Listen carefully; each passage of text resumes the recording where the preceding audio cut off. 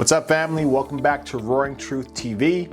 I'm Howard, and today's message is powerful, sobering, and straight from the mouth of Jesus Christ himself.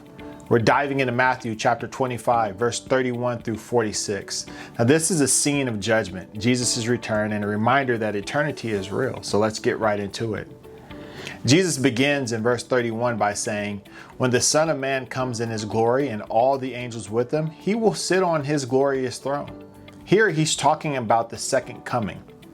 This is not a parable, it's actually a prophecy and a future reality. And when he returns, he will separate people like a shepherd separates sheep from goats. The sheep, they go to his right, and the goats, they go to his left. To the sheep, he says, "Come, you are blessed by my Father. Inherit the kingdom prepared for you." Why did Jesus say this? Because they fed the hungry, they gave water to the thirsty, they welcomed strangers into their home, they clothed the naked, they visited the sick, and they visited those in prison. But here's the twist. The people, they didn't realize they had done any of these things for Jesus. He replies to them in verse 40, he says this, "Whatever you did for the least of these brothers and sisters of mine, you did it for me."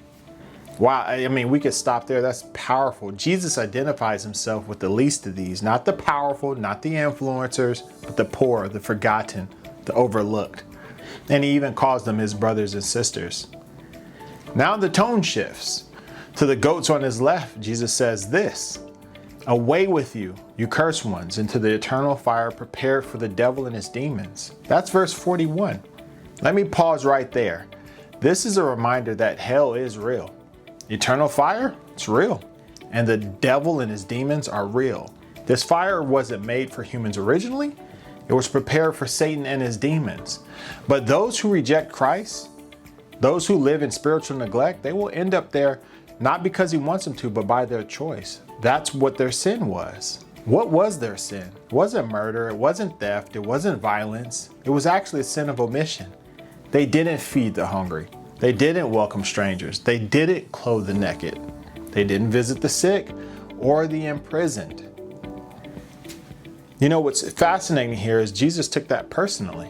In verse 49, he says, "Whatever you did not do for one of the least of these, you did not do it for me." So this judgment isn't about what they did wrong.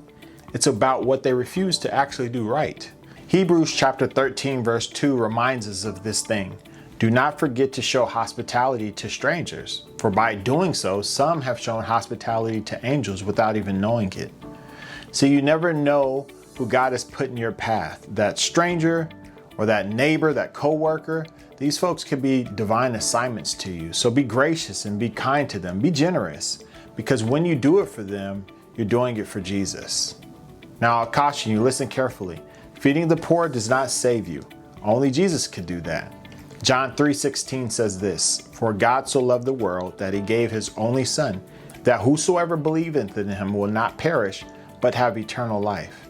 Also, Romans chapter 10, 9 through 10 tells us, "If you openly declare that Jesus is Lord and believe in your heart that God raised him from the dead, you will be saved." So how are we saved? We believe in our heart and we declare with our mouth. And then the challenge is live it out by how you treat other people.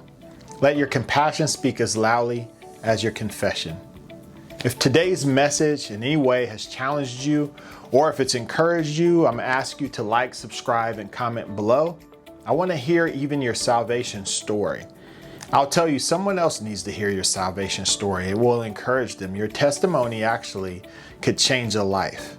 I'm Howard, sharing the Bible's roaring truth. Because the truth shouldn't whisper, it should roar. God bless you. Always remember that Jesus is the light of the world.